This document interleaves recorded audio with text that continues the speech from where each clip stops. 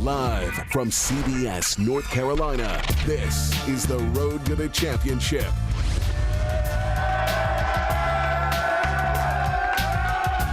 Feel very lucky, but that's okay. It doesn't make any difference. We're still one of two teams playing on Monday night.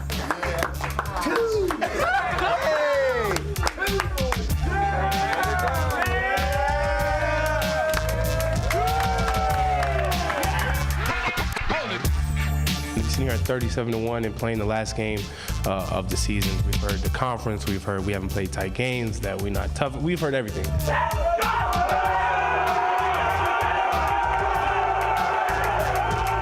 Players, the team that we're putting out there on the floor, we feel can compete with anybody in the country on any given night. But we understand we don't have that tradition that dates back 40, 50, 60 years. The experience takes care of some of this stuff. But when the game starts, my guys have got to play against his guys. And that's the bottom line. Good evening and welcome to the Road to the Championship. I'm Sharon Tazwell. And I'm Sean Maroney. For the next 90 minutes, we will take a look at how the Carolina Tar Heels got here. We're just over 2 hours from the national championship tip-off. Todd Gibson is here in studio with us. Our Jeff Jones and David Hurst are live in Phoenix, and we have crews in Chapel Hill, including at the UNC watch party in the Dean Smith Center. Let's get to it. We begin with Jeff Jones and David Hurst, who've been with the team throughout the tournament. Hey, guys. Well, hey there, guys. As you said, we have been with the team throughout the tournament, so of course we join them on the most important day of the college basketball season. It's National Championship Day. I'm Jeff Jones, joined by my good friend David Hurst. And David, all week long, you've been chatting with a bunch of Tar Heels fans. How did they feel about tonight's National Championship matchup? Well, Jeff, it's game day, so a lot of emotions here today. There are nerves, but there's also a lot of excitement as well. They just opened up the doors here at the University of Phoenix Stadium, and this thing is massive. 77,000 people will be filling the stadium tonight, a lot of them cheering for the Tar Heels. They're getting that shot tonight at redemption, but it hasn't proven, Jeff, to be an easy road for them so far. Not easy at all. You said 77,000 people? Well, in just a moment, we'll break down what they'll see on the court tonight. But first, let's take a look back at what got the Tar Heels to this championship game. Carolina picked up a win over Oregon in the Final Four on Saturday, and as some of you remember, this game did not start well for the guys from Chapel Hill. UNC actually found themselves down by 8 in the first half, but Kennedy Meeks led the comeback. The big man from Charlotte scored 14 first-half points and led Carolina to a 3-point halftime lead. In the second half, the reigning ACC Player of the Year, Justin Jackson, came to life. He finished the game with 22 points. Then some key rebounds saved the Heels from collapsing after 4 consecutive missed free throws. And now they have a date with a Gonzaga team that looks a lot like the Tar Heels. They're dominant inside. Offensive rebounding is huge for them as well. And so, I mean, I think that's a very good comparison. So for us, we got to come out. Our bigs have to play great tomorrow, and then we have to do as good of a job as we possibly can. We'll see how good of a job that is tonight at 9:20. Coming up later in our pregame special, we'll break down the theme of tonight's game, which of course is redemption. But for now, for David Hurst, I'm Jeff Jones. We'll toss it right back to you guys in the studio. All right, Jeff, well, reaching this game is one of the only similarities this team has to last year's. Marcus Page was a serious one, the guy his teammates looked to in times of trouble. Bryce Johnson was silent. In times, he could be moody. Those two personalities dominated last year's Tar Heel squad. This one fell short of a national championship, but it's a little different qualities that make up this year's team. For the second straight year, North Carolina has reached college basketball's ultimate showcase, the Final Four. Now, some of the names and faces have changed since a year ago, but it's still Carolina basketball, only a bit more lighthearted.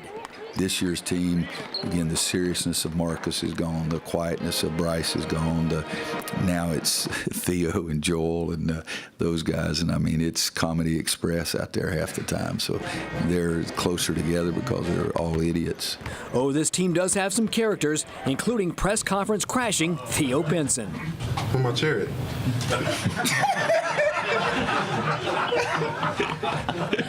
Where my name at, though?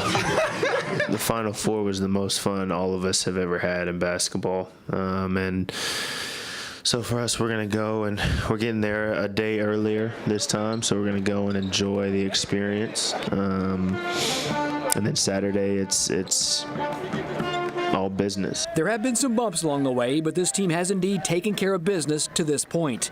The quest to erase the bitter memory of last year's stinging championship loss to Villanova remains intact. The Tar Heels happy and thankful to get a chance at redemption. Oh, yeah. I mean, the Final Four is huge. It's an honor. Just everything around it. For me to experience another Final Four, that's an honor. I mean, there's a lot of people that want to be in my shoes that don't get that opportunity. So I'm definitely not going to take it for granted at all. It is so difficult to get to that final game of the season, and these guys have now done it 2 years in a row. We'll see if this lighthearted bunch can do what last year's team could not do. Gonzaga and North Carolina, the two best teams, are left standing, guys. So those who aren't big college basketball fans may have missed the historic season by Gonzaga. That's true. The Bulldogs, they were the last team to lose a game this season, and it didn't happen until late February. Coming up next on the road to the championship, we'll take a look back at how Gonzaga got here and a few players to watch tonight against UNC. We see it every single day, and I mean, that's what we want. We want redemption. Plus, after that devastating loss at the buzzer last year, one word defines this season, how the Heels constantly reminded themselves of redemption throughout the year. And a live look at Franklin Street. We'll head out to Chapel Hill, where fans are already packing the restaurants to watch the championship game.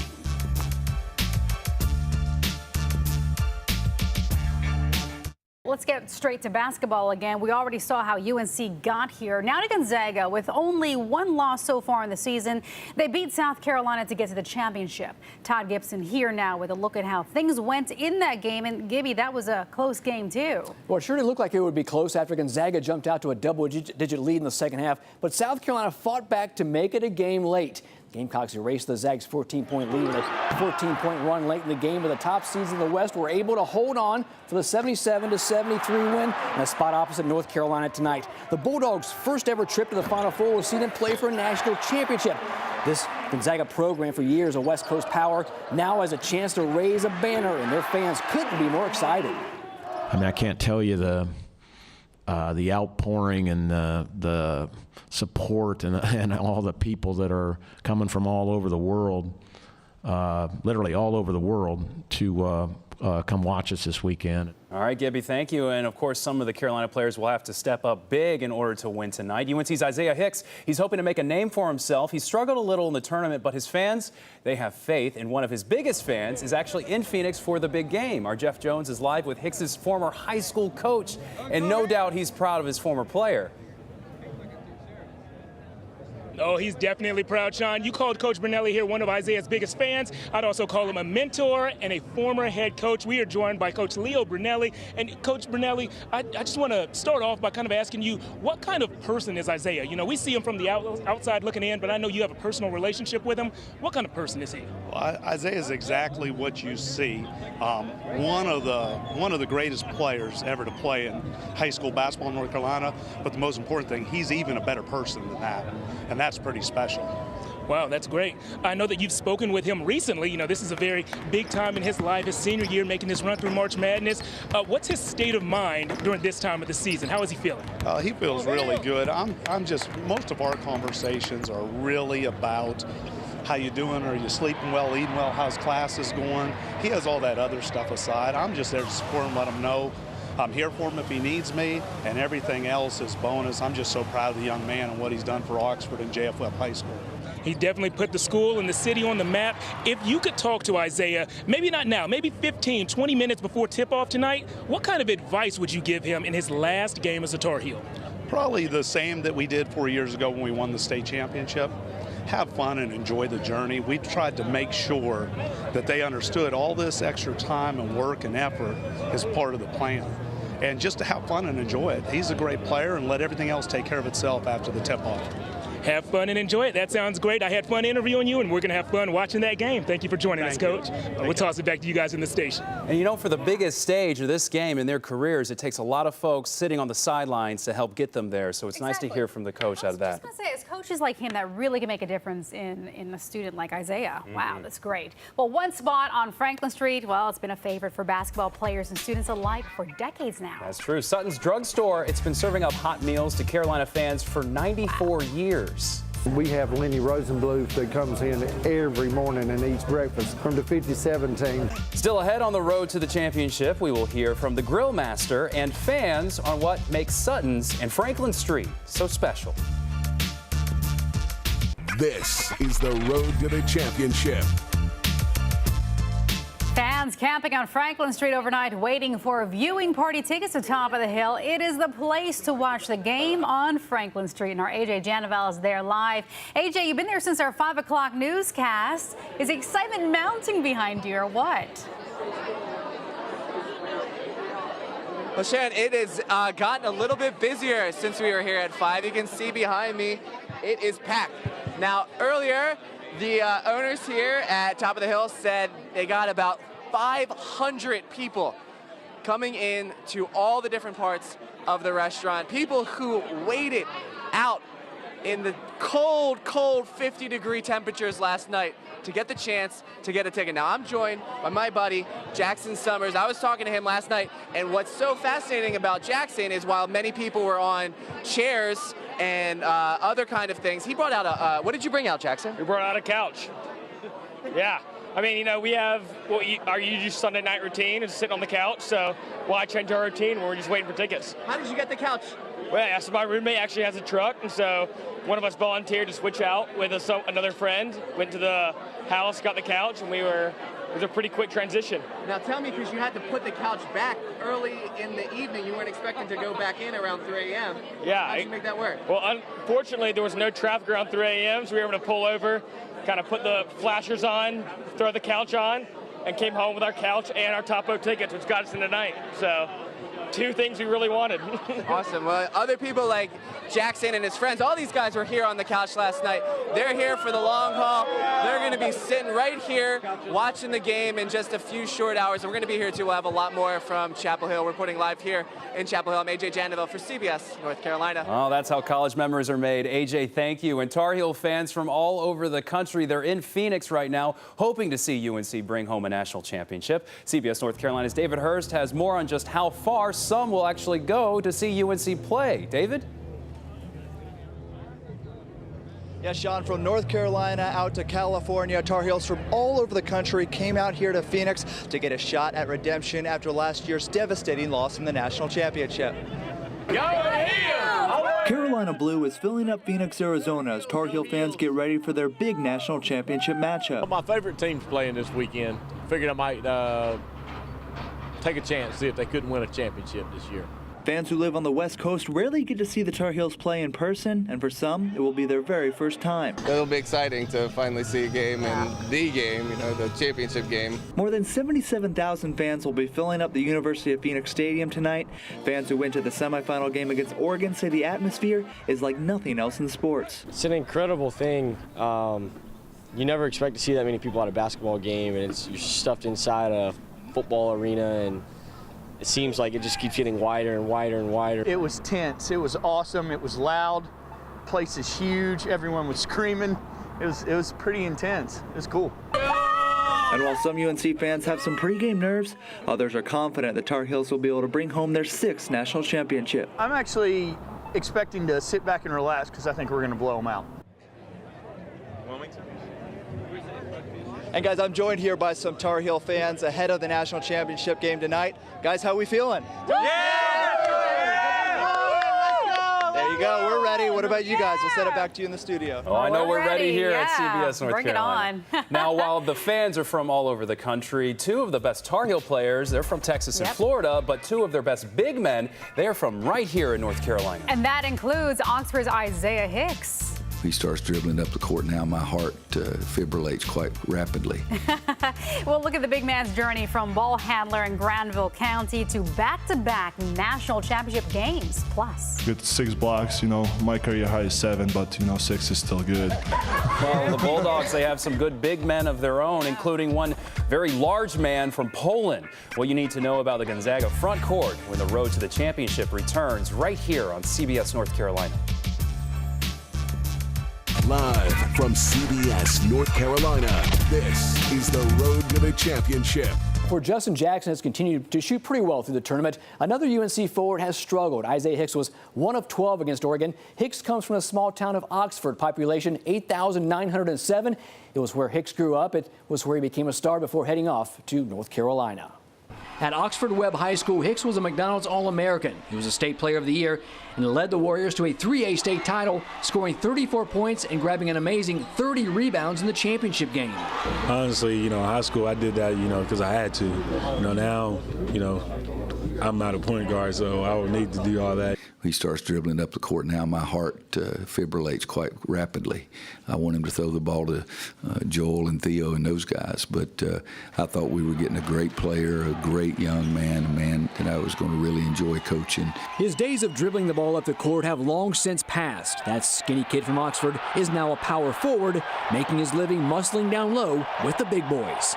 Really just comfortable and just being in attack mode all the time. I mean, he's understanding that nobody can guard him because literally nobody can guard him. He's a monster. He may be a monster on the court, but off it, he's a soft-spoken kid from a small town. Isaiah Hicks is a legend back home, and those in Oxford will be keeping an eye on their hero this weekend. My family's here, and then, a few people texting me, that's from Oxford, that used to come to Webb and stuff, so, yeah. Yeah, I remember covering his games in that dimly lit gym in Oxford way back then. Tonight will once again be on the game's brightest stage. Hicks, who fouled out in just 17 minutes during the Sweet 16, could use a good national championship game. This will be his last contest as a Tar Heel, and he is not a surefire thing to make the NBA. Back to you guys. All right, thank you, Gibby. Stay with us. We'll be back after this quick break.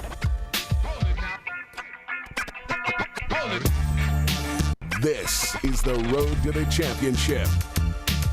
We are less than 2 hours from tip-off, and the Tar Heels are looking to win a national title tonight, which would likely lead to a bigger scene than this. This was Saturday night on Franklin Street after the Heels beat Oregon to advance to tonight's game.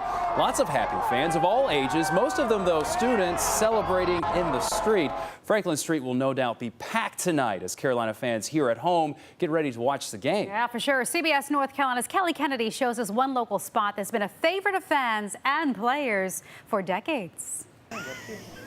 Like me. For the past 40 years, Don Penny has spent his days talking basketball. I think the toughest game for us is going to be Oregon. Yeah. And serving food to fans on Franklin Street. Everything good? Yeah. Need a refill on that milkshake? One time we were the only place that served burgers on the street, so you kind of just fed the players. Penny owns Sutton's drugstore. His parents started working at the store in 1958. Sutton's has been serving up hot meals to Carolina fans for the past 94 years. Penny says they closed the pharmacy in 2014, so it does look a little different. But what hasn't changed throughout the years is the place it holds in the hearts of Tar Heel fans. There's just so much history, and I think that this drugstore encapsulates that really well. And so it's sweet to come here and be a part of that. And some Carolina students like Katie Edmiston have been coming to Sutton since childhood. A lot of it has to do with the fact that it's been here for so long, and it really is like a second home. It's also a favorite of many Tar Heels players. We have Lenny Rosenbluth that comes in every morning and eats breakfast from the 57 team. Penny says he's seen some pretty crazy stuff on Franklin Street over the years. The first one that I was old enough to remember, which was '82. Once we won, the people stormed the street and there was cars still left on the street. Needless to say, they were flattened like pancakes from people standing on top of them. So I asked some students, why do they rush Franklin Street? It's a great way to celebrate with the other 20,000 people. In Chapel Hill, Kelly Kennedy, CBS North Carolina. When thousands of students also expected to watch tonight's game at the Dean Smith Center along with other fans. Well, the doors just opened a few minutes ago. CBS North Carolina's Amy Cutler is live from the watch party with more on the excitement. Amy. Hey Sharon, I have moved up in the world from outside to into the Dean Dome and front row center. I'm joined with a lot of energetic, excited fans. And this couple right here, you are actually a UNC fan from birth. Tell me about that. Yeah, from birth. I was born here in Chapel Hill. I left, came back again, never leaving again. And you're actually a new Carolina fan, right? Yeah, I actually moved from England, and I was a Bruins fan before I moved. I came here, everybody's like, you got to pick a team. I'm like, I don't know. okay? I went with Jordan. I went with the heels. And this is your second time in the Dean Dome. My second time in the Dome is my first time at a watch party. Great. Thank you guys so much. We're here in the Dean Dome. They've actually allowed people in early because of all of that rain. We're going to be out here. We'll have more coming up in a little bit. Send it back to you, Sean Karen. All right, staying dry in the Dean Dome right now. Yeah, Hard to hear exactly. you, Amy. Looks like a good That's great. time. Yes. After coming up just 4 seconds short of winning a national championship last season, well, the guys at UNC, they've spent an entire year focused on one thing. Returning to the championship game and winning it. Our Jeff Jones is live in Phoenix with more on the Tar Heels' road to redemption. Hi, Jeff. That's right, guys. Redemption has actually been the theme of the entire season for the Tar Heels. In fact, just a few weeks ago, some of their key players told me that the name of their players-only text message chain was, in fact, one word: redemption. Now, even though head coach Roy Williams is not a member of that players-only text message chain, he knows as well as anyone else just how bad last year's buzzer-beater loss in the national championship game hurt. It was the most difficult time I've ever had as a coach because I felt so inadequate. What was I going to say to my guys? But since that time, I haven't watched the game. I probably never will watch the game. And I've tried to coach this team. And we met at my house on August, I think it's 22nd. And I told them that I thought I had in front of me the kind of guys that could win a national championship. And so I've tried to focus on that, our dreams.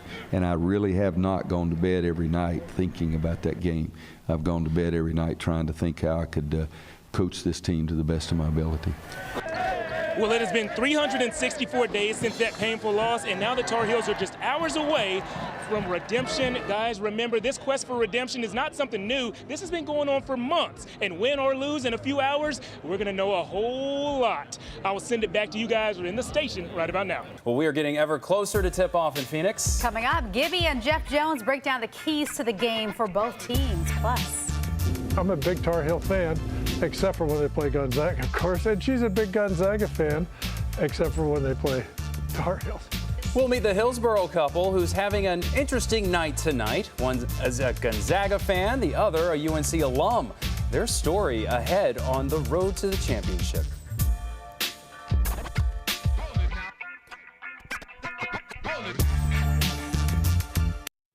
This is the road to the championship. UNC and Gonzaga facing each other in the championship is a fun matchup for most of us, but for one Hillsborough couple, it's downright personal. yeah, it really is. Our Derek Lewis traveled to the house divided between a UNC alum and the Gonzaga grad she married. His name is Zags, and he's not a Bulldog, but he thinks he is. John Egger is a Gonzaga Bulldog. His wife, Diane Cates, is a UNC Tar Heel. So it's rah-rah, Carolina, Lina, rah-rah. This one's nicknamed Ramesses. Both dogs live in the same house, but are on different teams because of their owners. This actually needs to go. No. This actually needs to go over here.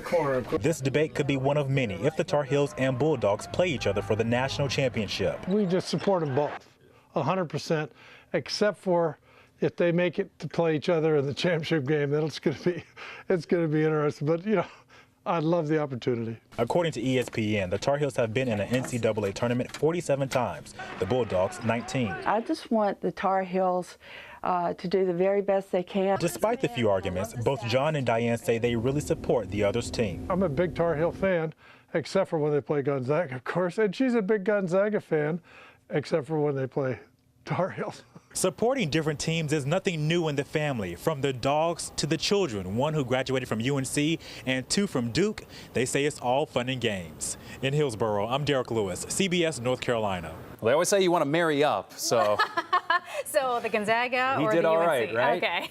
All right, throughout the road to the championship, we've had a few Twitter polls going on. We have, so let's go ahead and check the results so far. So question one, we said, who will win? Well, 71% said UNC and 29% Gonzaga. No surprise there. No. Who do you think the most important player tonight for the Tar Heels? That was the next question. Is it Barry, Jackson, Meeks, or someone else? We've got 39% for Barry, Joel Barry, 27% for Meeks, 29% for Jackson, and 5% others. So everyone's going to be paying attention to Barry's ankles tonight, that's for sure. Yeah, and this is one of my favorite questions. Does Gonzaga coach Mark Few look more like Kevin Bacon or Greg Gurman?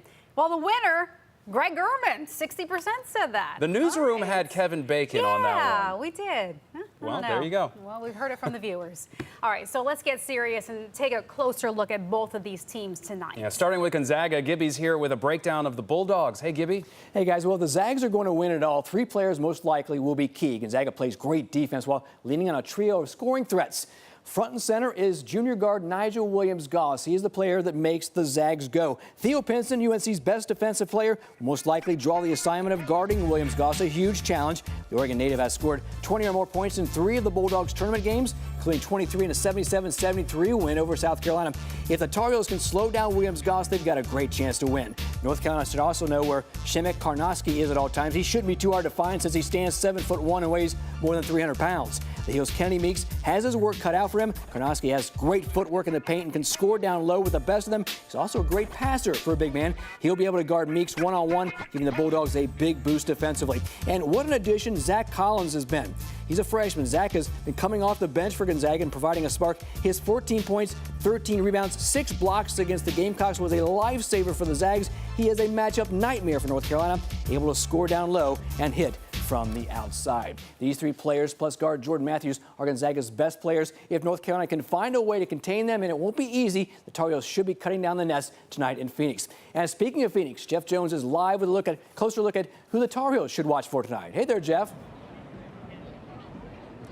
Hey there, Gibby. Now that you've broken down the 3 players to watch for the Bulldogs, I think it's time to let Tar Heels fans know the 3 guys who I think could make a whole lot of noise tonight. My list consists of Justin Jackson, Isaiah Hicks, and Joel Berry. We'll start the breakdown with Justin Jackson. He is the reigning ACC Player of the Year, and he's Carolina's best pure scorer. He's also one of college basketball's best players, and he must show up on college basketball's biggest stage. Next up is Isaiah Hicks. The senior forward had a rough game out at Oregon, but he had one of the least productive games of the season, but I expect him to bounce back big tonight in his last game as a Tar Heel. And my 3rd player to watch is point guard Joel Berry, and that's an interesting one because I don't expect Berry to score a ton of points, but he is a player to watch for actually make that 2 key reasons. Both of his ankles are still injured, but Berry did tell us yesterday in his press conference that the moment he woke up yesterday morning, he knew he was on the road to recovery.